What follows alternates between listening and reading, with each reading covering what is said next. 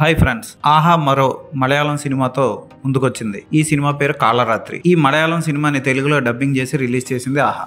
బాబురాజ్, చంబన్ వినోద్ ప్రధాన పాత్రలు పోషించిన ఈ కాళరాత్రి సినిమా ఎలా ఉందో చూద్దాం.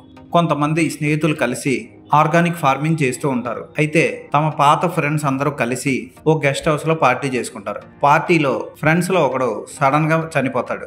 అతని చావు కారణం ఏంటి అని తెలుసుకునే లోపు వీళ్ళ ప్రాణాలకు కూడా ముప్పు వస్తుంది. ఓ పంది చావుకి ఈ ఫ్రెండ్స్ మరణాలకి సంబంధం ఏంటి అన్నది సినిమా చూసి తెలుసుకోవాలి.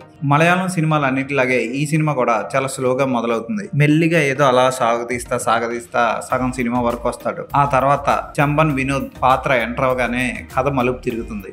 నల్ల నిలువల రాత్రి సినిమాని తెలుగులోకి డబ్ చేసి కాళరాత్రి పేరుతో రిలీజ్ చేశారు. మర్ఫీ దేవసి దర్శకత్వం వహించిన ఈ సినిమా అంత గొప్పగా అయితే లేదు. ఎందుకంటే ఫస్ట్ హాఫ్ చాలా స్లోగా సాగి బోర్ కొడుతుంది. ఇంటర్వెల్కి వచ్చేసరికి సరికొత్త పాత్ర వచ్చి కథను మలుపు తిప్పుతుంది. ఏదో అద్భుతమైన చూస్తా అనుకుంటే రొటీన్ సినిమాల్లో ఉండే ట్విస్ట్నే చూపిస్తాడు దర్శకుడు. అది కూడా ఏమంత గొప్పగా కొత్తగా అనిపించదు.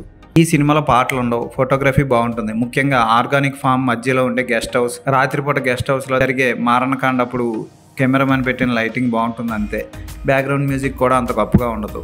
క్లైమాక్స్లో కుక్క గొలుసుకి జీప్లో ఉండే గొలుసుకి లింక్ పెట్టడం బాగుంటుంది అంతే తప్ప సినిమాలో చెప్పుకోవడానికి ఏమంత గొప్పగా ఏం లేదు.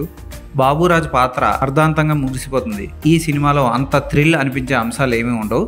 మళ్ళీ పార్ట్ 2 ఉందన్నట్టు క్లైమాక్స్లో ఇంకొకటి ఉంది అన్నట్లు చూపిస్తాడు దర్శకుడు. ఇప్పటికే బోర్ కొట్టి చచ్చాం, మళ్ళీ ఇంకోటి అనిపిస్తుంది మనకి. ఈ సినిమా చూడడం కంటే ఆర్గానిక్ ఫామ్లో పండిన కూరగాయలు తెచ్చుకొని హ్యాపీగా కర్రీ వండుకొని తినడం బెటర్. ఈ సినిమాకి నేను ఇచ్చే రేటింగ్ 2/5. నటీనటులందరూ పాత్రలకు న్యాయం చేసిన సినిమా కథలో కానీ కథనంలో కానీ గ్రిప్పింగ్ లేకపోవడం వల్ల ఆ పాత్ర ఒక్కటి కూడా మనకి కనెక్ట్ అవ్వదు.